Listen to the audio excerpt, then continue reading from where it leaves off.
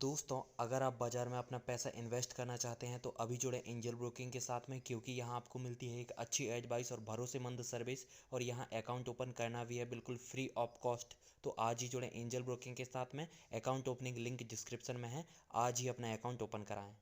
हमारे विदेशी मित्रों की क्या एक्सपेक्टेशंस हैं, किस तरीके से बजट में आपको रूपरेखा बनती हुई दिखेगी मोमेंटम की, और बढ़िया बढ़िया सेक्टर्स के लिए नई नई रेगुलेशंस लाने की, आपको जुड़वाते हैं एक बहुत ही ख़ास मेहमान से। हमारे आज के मेहमान हैं श्री प्रशांत खेमका साहब।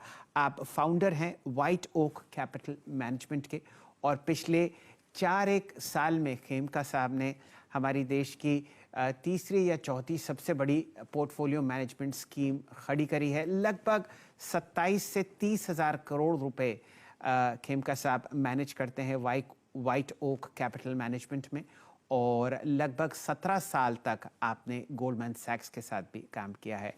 नमस्ते खेमका साहब, नव वर्ष की बहुत बहुत शुभकामनाएं। और हम लोग बहुत ही शानदार मोमेंटम बाजार में ट्रैक करते हुए दिख रहे हैं। आपके जितने निवेशक वाइट ओक मैनेजमेंट में हैं वो बहुत ही खुश होंगे। बताइए, अब यहाँ से आगे बाजार कहाँ जा रहा है? देखिए, आगे फर्स्ट ऑफ ऑल बहुत बहुत धन्यवाद मुझे आपके कार्यक्रम में बुलाने के लिए, और आपको भी नए वर्ष की नूतन वर्ष की शुभकामनाएं, और आपको बधाई भी हो। आपने आई थिंक आज आपकी 17वीं सालगिरह है CNBC आवाज की, अगर मैं मिस्टेकन नहीं जी हूं तो। जी बिल्कुल। क्या वह सही है? जी बिल्कुल, हम लोग पिछले 17 साल से बाजार से जुड़े हुए हैं, और आप जैसे व्यक्तियों की राय नॉर्मल दर्शक तक, रिटेल इन्वेस्टर तक पहुंचाते हैं। बताइए। के लिए भी शुभकामनाएं आपको। आगे के बाजार, ओवरऑल बाजार के बारे में आगे क्या होगा कहना, मैं कई बार कहता हूं, और सिंस ये हिंदी चैनल है तो डायलॉग भी उचित लगे। वो डॉन में डायलॉग है कि डॉन को पकड़ना मुश्किल ही नहीं, नामुमकिन है। क्या बात है। मूवी में डॉन तो फिर भी पकड़ा जाता है, बट बाजार में आगे क्या होगा ये कहना बिल्कुल नामुमकिन है। शॉर्ट टर्म में, शॉर्ट टर्म यानी अगले 6 महीने, 12 महीने, 24 महीने में क्या होगा कहना नामुमकिन। आज से 24 महीने पहले अगर इसी वक्त आपके 15वीं सालगिरह पे अगर किसी को कह दिया गया होता कि दुनिया भर में ये महामारी फैलेगी कोविड की, और करोड़ों लोगों को अफेक्ट करेगी, इतने लॉकडाउन होंगे, इतने 10 या लाखों लोग मरेंगे ऑल ओवर द वर्ल्ड, तो कोई ये उम्मीद या कोई में हिम्मत नहीं होती कि कहता कि अगले 2 साल में 50% मुनाफा होगा मार्केट से।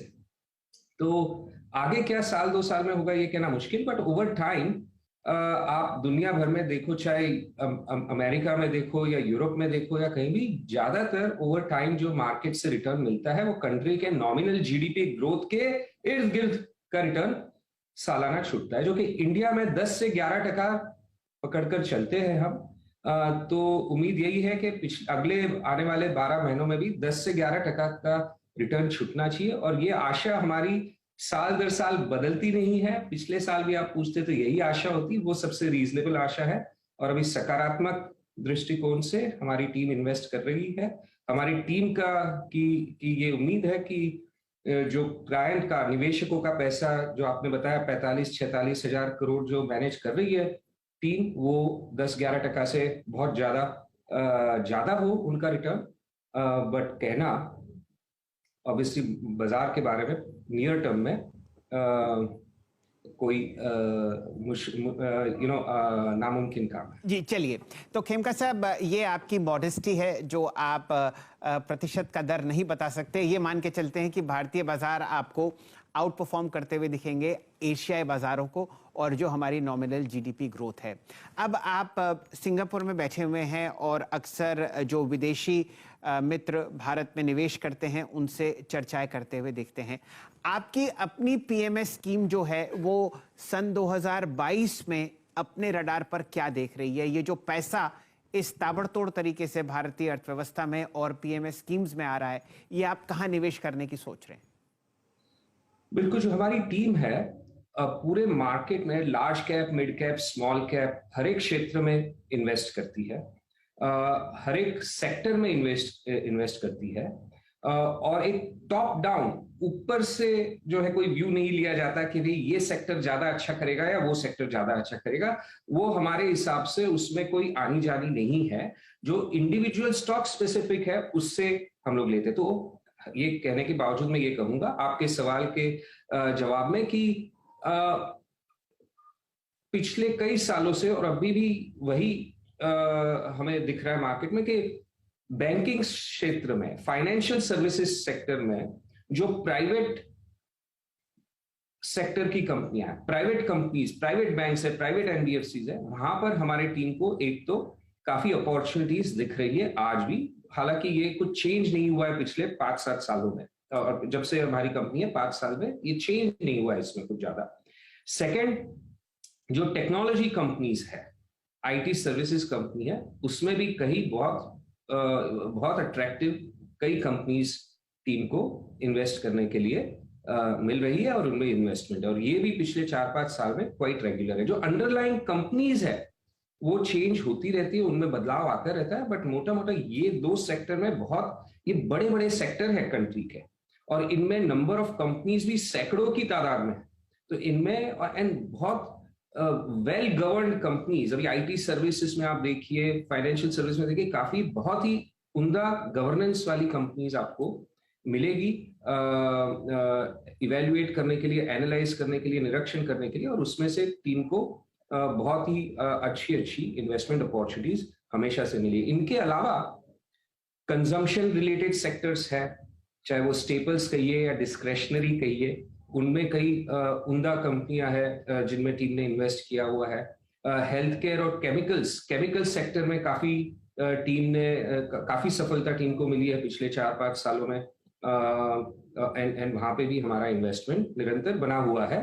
तो ये कई 4-5 सेक्टर में मैं कहूंगा दूसरे सेक्टरों के मुकाबले हमें ज्यादा अपॉर्चुनिटीज मिली है और मिल रही है आज की तारीख में भी। जी हाँ।